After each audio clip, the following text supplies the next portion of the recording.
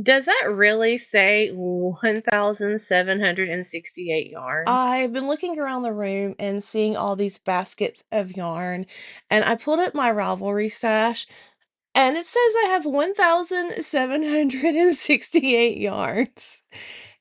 And this is not a guilt spiral or a regret video. This is a wake up call because honestly, I don't even think that number is accurate. I think I have more than that.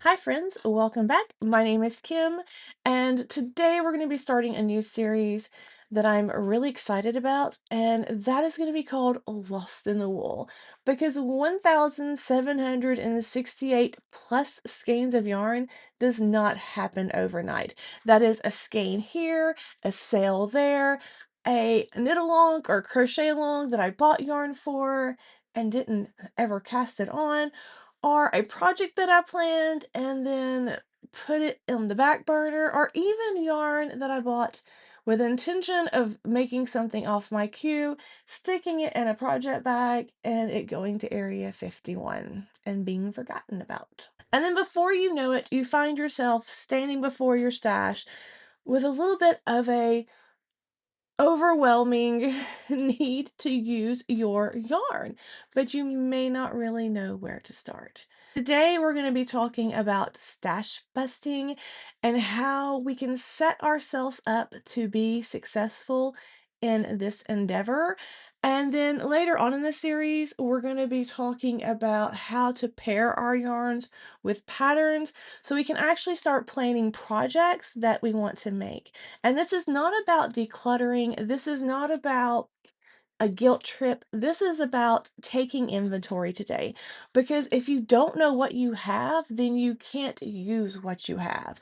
And my goal this year is not to feel guilty or a certain way about my stash, but to fall in love with my stash again and have a desire and an intent to want to pick up skeins off of my cases and really create projects with them that I'm gonna love or that I want to make for someone else so they can love it. So maybe you're thinking about getting a better handle on your stash as well. If so, go ahead and grab something to drink. Grab that bag or tote of yarn that you may not be fully sure of what's in there, and let's get started on this journey together.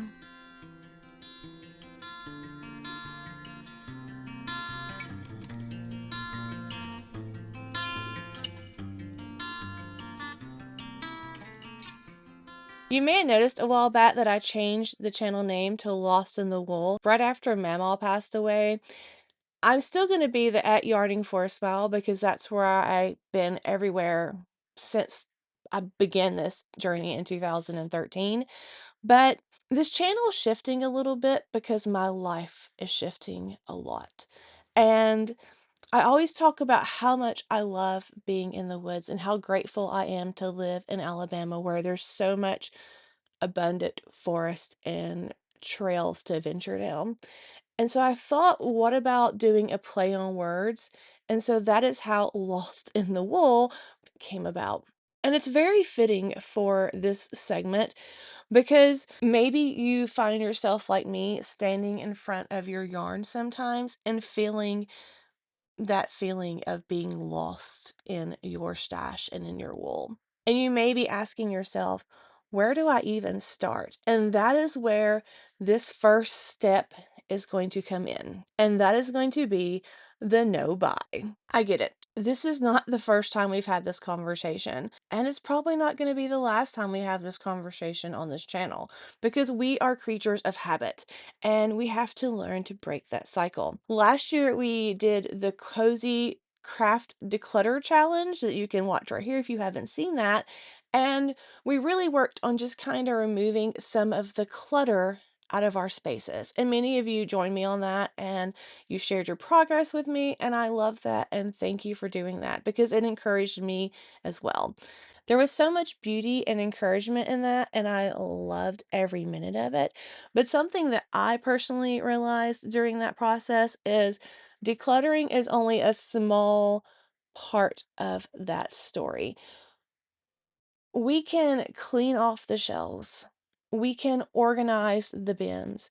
We can donate yarn to our heart's content. But until we change how we think and what remains, then there is no real change. And then we find ourselves slowly drifting back into the same state that we are in now. See, I don't need any more yarn. What I need is a way to reconnect and to fall back in love with the yarn that I have. These are just not yarns.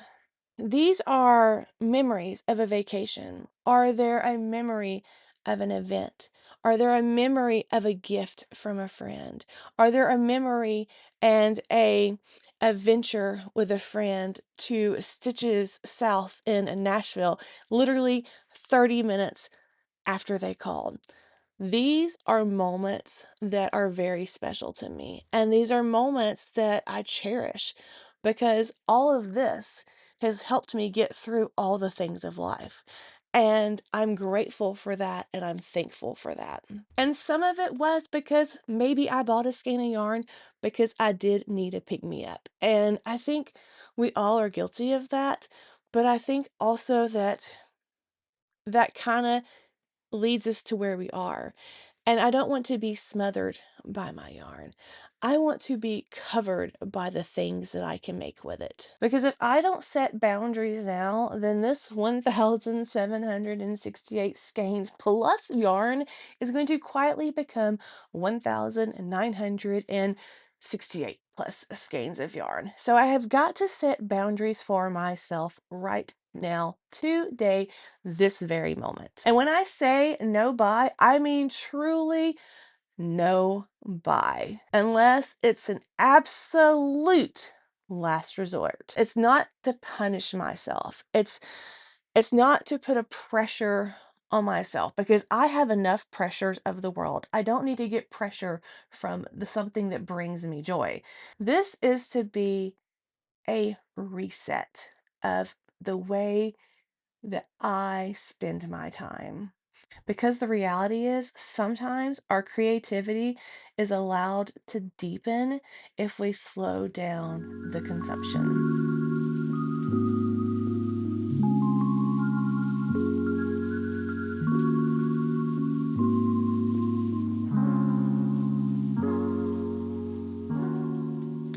So let me define that clearly because last resort can mean several things for several different people and different situations. So when I say last resort, I mean that if I can truly not finish a project unless I buy one skein of yarn, then I may allow myself to buy that skein of yarn.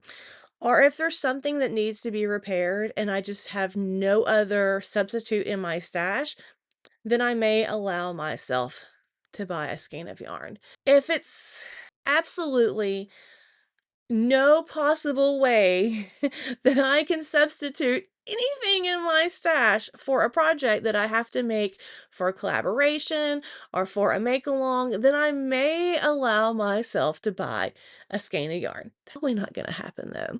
I want to be intentional. So no more just buying yarn for the sake of buying yarn. No more buying yarn because it's on sale. No more buying memory yarn when we go on vacation, unless it's just a really, really rare thing that sparks joy.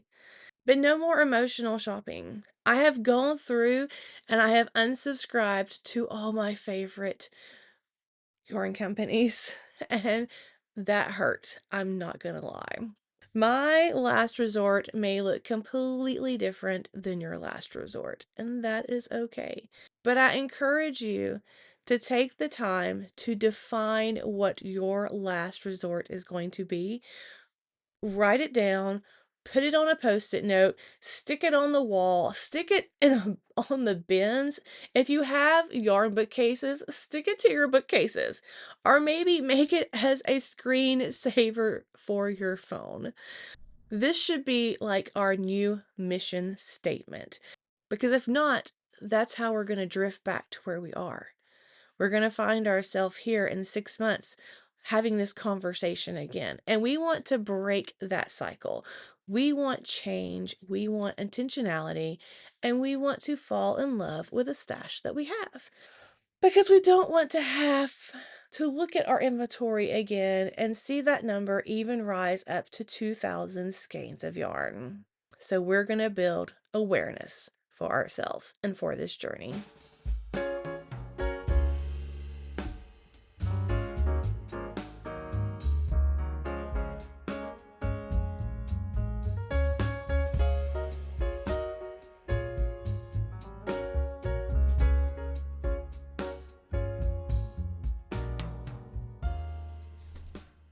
So let's see what's hiding in here, because again, we can't use what we don't know we have.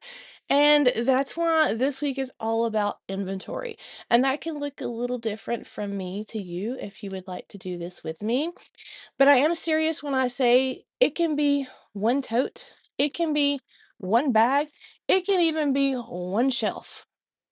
But we're going to take time this week and we're going to set it aside so we can become reacquainted with our yarn. So some things to consider are sorting by brand, sorting by weight, sorting by color, and even sorting by if you already have a plan to use it or not. If you store your yarn in totes, then maybe tape a piece of paper to the outside so you can log the information on the outside of the tote, and you can access that without even going through the tote to save you time. But focus on writing down what's in there, the color, the weight, and that could be a little visual snippet for you that could really help you in the long run. I actually made a printable for us, and I'm going to link it down below. There's 2 of them. This one is designed especially for tote storage, and it has a overview section that you can use with it. But the way this works is this one, the overview, is going to give you an idea of where it is located or in what tote. So if you number your totes, and maybe consider numbering or labeling your totes, tote 1, A, B, C. And then you can put which tote this is going to reference. You can put the primary fiber in your tote. If you are able to, I do suggest separating your primary fibers, because when you start pulling your yarns for patterns, that's what's going to really help you find and use what you have. So I would suggest all your cotton together, all your acrylic together, maybe all your wool blended yarns together. And this sheet's going to allow you to log that information. And it's also going to let you put what weight is in there and as far as your weight categories. And if you already have maybe plans for the yarn, if it's seasonal yarn or if it's for a blanket, and then you can list some of that stuff here. And there's 2 of these per page. Now there's also this one, and this one is made where we can just cut it and stick it and tape it to the individual tote. So you can put, if you have 6 different kind of yarns in that tote, just tape this in there and you can put the name of the yarn, the brand, the fiber, the weight, the color, the yardage, and how many skeins that you have of each one. So these 2 resources I'm going to link down below for you. They're completely free. I just wanted to give you a starting point on how to start inventorying your stash. I know this may sound a little daunting. Don't let it be. Think about it as a date night with your main squeeze. Don't think of it as a chore. Possibly turn on a movie that you like to watch, turn on an audiobook, or even watch a podcast about other people going through their stash or other videos that you enjoy, maybe like one of mine, and have a time of rediscovery. The motto is super simple this week. You can't use what you don't know you have. And once we know what we have, then we can begin really starting to plan our future projects and getting the stash off of our shelves and out of our totes and into works of art that we create with our hands for ourselves or someone we love. And that is how we make a real plan, and that is how we really become successful in using our stash and being more intentional with our stash.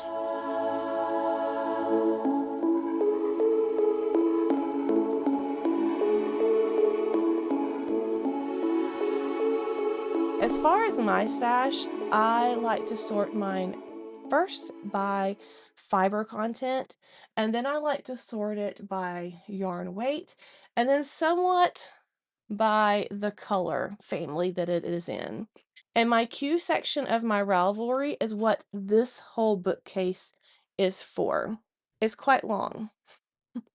And we're going to talk about that and tackle that in a future video. I have some fun ways to work through your Ravelry queue and make it like a game, because who doesn't like to win games? And later in this series, we're really going to sit down together and I'm going to show you how I like to pair my yarns with patterns that I want to make and how I really utilize that queue feature, because over the years that has worked quite well for me.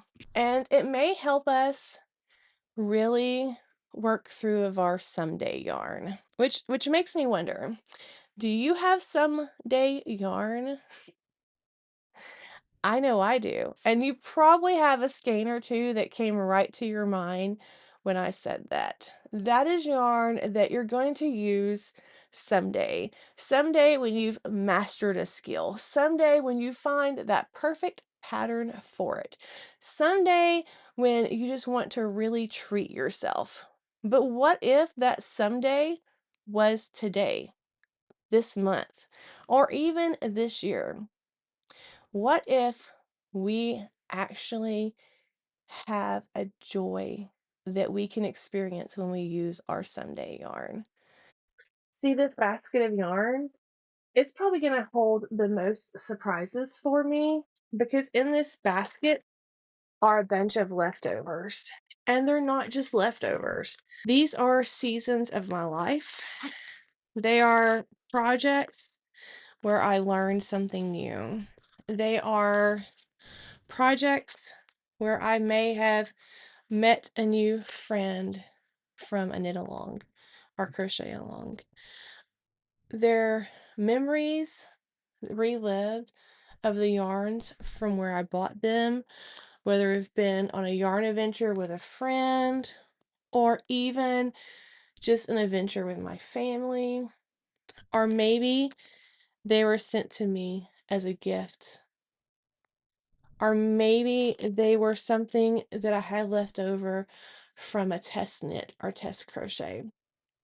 These have importance, and these have still a journey to go, because they still can be used and created into something beautiful that I can use somewhere in the house or gift to someone else. This year, I want to be more intentional with my cozy memories blanket, because I started this when I first began my knitting and crochet journey, and unfortunately, as life does, lifing, it has kind of been put on the back burner. But I want to utilize this basket of my leftovers and things sent to me and put them in my cozy memories blanket. And we're going to be talking about projects like this later on in this series. So remember, this series is not about guilt. It's not about pressure.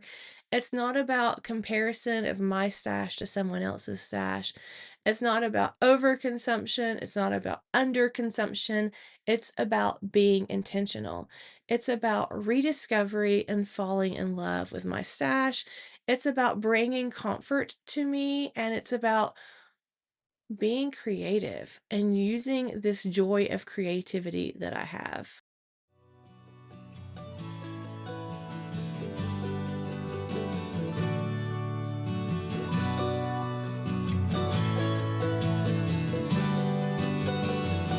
So your challenge this week is to inventory one tote, one basket, or even one solo bag of yarn. And if you do it, you can join our Discord channel, and there's going to be a thread there so you can share that journey with us and we can talk about it together. I know I'm going to be sharing my journey there. You can also utilize our community tab on the channel and share your progress there so others can see it, because you may be the one to encourage them to do the same. And not only that, you're going to encourage me because y'all encourage me every single day, and I am grateful for that. Speaking of the Discord, I am going to be creating a little badge color. So if you share your progress in that thread, I'm going to assign that badge to your profile so others in the group can see that you are participating as well. Just a little fun thing to do, I think, to help build community and encourage one another. And I may pull some of those and share those in next week's video with you all, which I think would be fun as well. And I will be sure to tag your YouTube channel name or your YouTube tag name so other people will know that it was from you. In next week's video, we're going to be coming clean about our whips. And I'm talking about my whip tree that is there, that holds the majority of my whips, but not all of them. Not all of them at all. And we're going to be looking at Ravelry, and I am going to be really coming clean about my whip number, because as I looked around, I realized that there is a lot of started projects in here that I have not created a project page for. And I want to do that because that holds me accountable. And it's all about accountability, right? When you get down to the nitty-gritty. And that is something that if I hold myself accountable, then I'm going to be accountable, and I'm going to do the steps that it takes to solve this overwhelming problem that I have. And to be honest, I'm a little nervous to count all my whips. I'm gonna I think right now I would say an educated guess is about 25 to 30 whips. So let's do this together. Are you going to be inventorying this week? Are you going to be sorting a tote or a bag or putting it into Ravelry, utilizing those sheets that I made you and downloading those? Are you going to rediscover something you think that you may have forgot that you had, or that you had bought and stuck somewhere and then get all giddy when you find it because you're so happy that you had stuck that away? Let me know down below if you're going to be participating or not with me, because I know I'm going to be doing all these things, and honestly, I'm truly excited to get started on them. If you'd like to join us over on Discord, we have a cozy little hub where we share projects, encourage each other, and chat throughout the week. The link is going to be in the description and in the pinned comment, and I truly hope to see you there. I don't want this season to feel heavy. I want it to inspire me, and I'm hoping it inspires you as well. I want it to refine me and to make me more intentional. I want it to bring me back to my love of knitting and crochet, because I have lost that mojo over the last year or so with all the things that we've dealt with, and maybe you're experiencing the same kind of season. I want to be more intentional with what I create and what I bring into our home. I think sometimes we think that growth means expansion, but a lot of times growth just means refinement. And that is what kind of season I'm in now, is one of refinement. Next week, we're going to be talking all about whips, aren't we, cutie pie? And after that, we're going to be pairing our yarns with patterns and really building a stash busting plan that is going to make me and you, if you want to join me, successful. Because inventory is the first step of making a real plan of how to use it all and how to find love in it again and rediscovery. So we will see you then.